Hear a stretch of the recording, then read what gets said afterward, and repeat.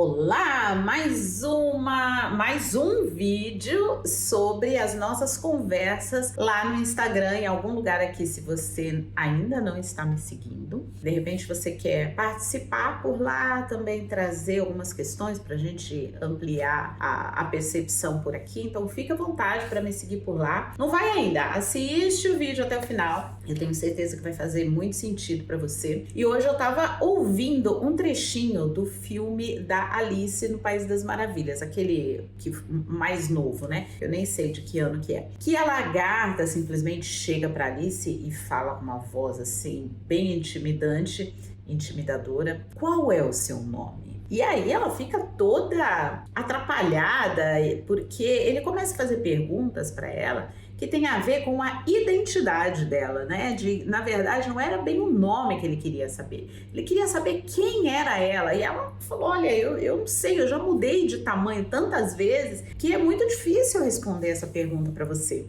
Ela disse para a lagarta. E me trouxe esse trechinho, né, do filme, me trouxe a essa abordagem que uma pessoa me fez depois de uma live, falando que muitas vezes ela sente como se ela tivesse perdido a identidade.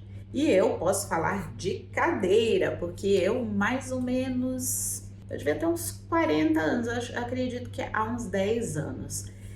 Um pouquinho menos, talvez eu tivesse saído já dos 40, tivesse ali perto dos 41 anos, eu tive essa crise, sabe? Quando você meio que você perde essa identidade. E para onde eu fui? Direto pro divã da minha terapeuta, que me ajudou muito com esse processo de resgate da minha identidade. Então, se você tem a oportunidade de fazer terapia, de ter essa conversa, esse momento, sabe, com um terapeuta, com um psicólogo, um psicanalista, aí depende muito do que você espera, né, dos processos, o que faz mais sentido para você, eu super recomendo. Se de repente você não está nesse momento, eu vou dizer para você como foi para mim, e de repente isso pode trazer aí sabe, um insight, uma luz, alguma coisa, para que depois você continue aí no seu processo de auto-reconhecimento e de resgate da sua identidade.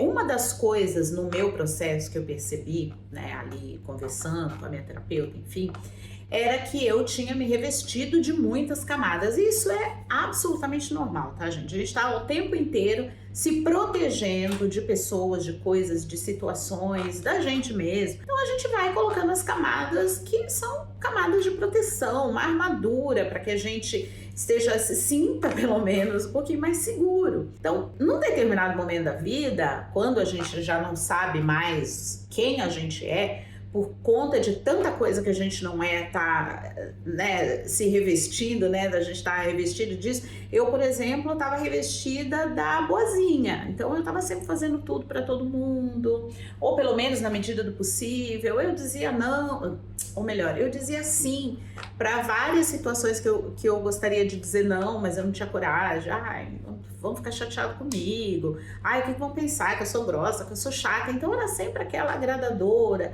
a boazinha, a que era legal com todo mundo, a que fazia tudo pra todo mundo. Você não consegue? Não, peraí, vem cá que eu te ajudo. Então assim, não tem nada de errado você ser uma pessoa prestativa e ajudar outras pessoas. A questão é, se isso tá impedindo você de executar, de trabalhar nos seus próprios processos, aí tem alguma coisa errada. Ou então, fazer só para agradar o outro, fazer só para ver o outro não reclamar ou não pensar mal de você, isso não é legal. Então, eu percebi que eu estava muito preocupada com o que o outro ia pensar. Eu queria, sim, fazer o papel de boazinha, né, de mostrar como eu era legal, olha que bacana, porque assim as pessoas iam me aceitar. Então, eu tinha aí uma questão de rejeição, de querer ser aceita, de querer pertencer, né, ali a um grupo de pessoas, queria essa máscara da boazinha. Então, eu precisei começar a tirar. Não, peraí. A primeira coisa que eu tenho que fazer é falar não quando eu tiver que falar não. Então já tirei aquela primeira camada da boazinha. Não, peraí, o que mais? Eu fui começando a tirar o que não era eu.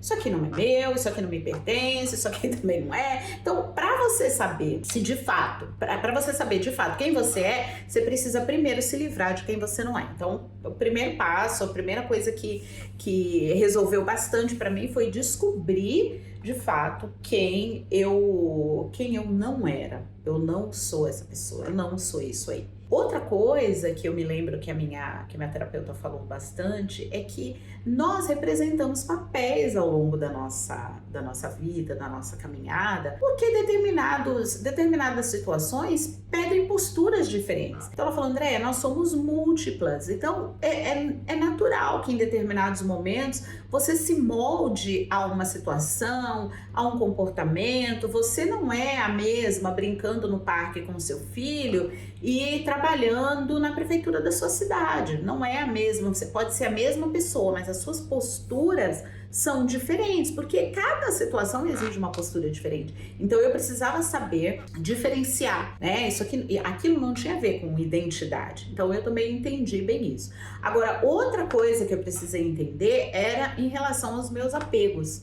Porque como a gente, teoricamente, né, vou falar no meu caso, tá? De repente nem todo mundo, mas no meu caso, eu perdi muita gente no meio do caminho, né? Muitas amizades no meio do caminho. Porque quando você começa a falar não, e não é mais a boazinha, você já não é mais a pessoa interessante para manter a amizade. Porque você é chata, você não é flexível, você não ajuda em nada. Então tem muita gente que não está na caminhada interessado ou envolvido com a amizade em si, mas sim com o que você pode proporcionar para ela. E aí, esse é o momento que a gente tem que estar disposta a perder, porque na verdade você não tá perdendo nada, né? Vamos combinar que não tá perdendo nada, mas a gente tá ali na ilusão de que aquelas pessoas estão ali por você, né? Por quem você é, pela sua essência, de fato, né? Pela sua essência. Mas não, às vezes elas estão ali pelo que você pode oferecer para elas. E aí, quando eu comecei a ser eu mesma e tirar essas máscaras, eu percebi algumas pessoas indo embora.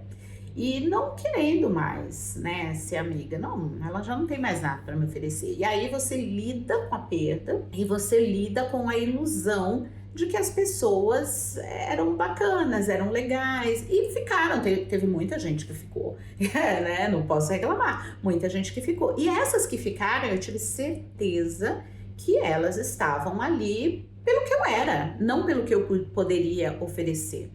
E nesse movimento todo que eu fiz, foram muitas mudanças. Mudança de ambiente religioso, mudança de setores dentro do meu trabalho, foram várias. Então eu senti isso em muitos lugares, diferentes e ao mesmo tempo, né? Enquanto eu estava mudando de setor no meu trabalho, eu também estava mudando de ambiente religioso, estava mudando de amizades. Então foi um desafio assim para mim naquela época, né?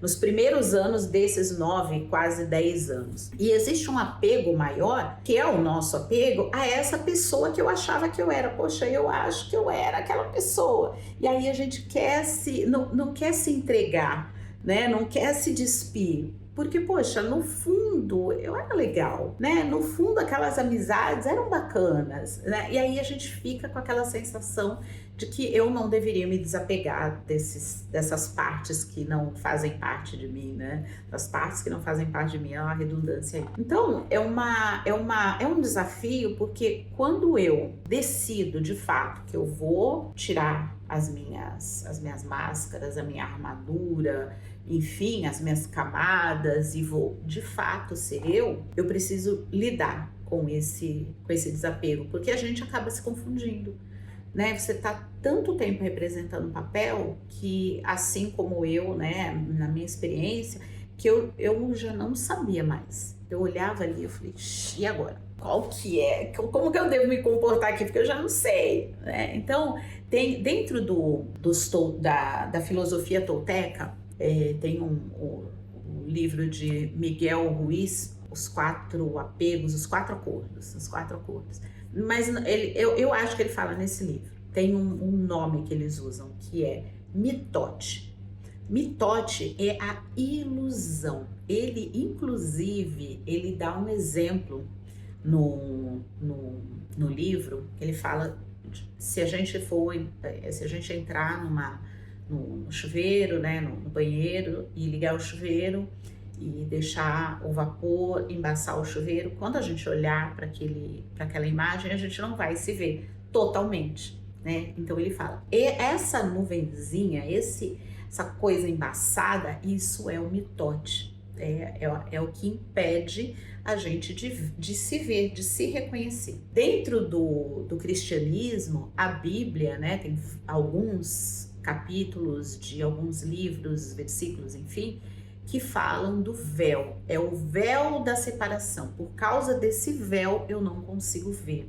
Então, tem vários, tanto no Antigo Testamento quanto no Novo Testamento, fala do véu. Então, por conta do véu, muitas vezes eu não consigo ver o que é real. Dentro da cultura hindu, eles chamam de Maya. Então, quando a gente vai estudando e aprofundando um pouquinho, a gente vê que no final das contas, que inclusive eu tenho a minha tatuagem aqui, eu tenho o Maya, que é o que impede que eu veja a minha plena consciência, que eu veja a minha essência, que eu veja exatamente como eu sou. Porque o Maya, o mitote, a ilusão, o véu, ele cobre.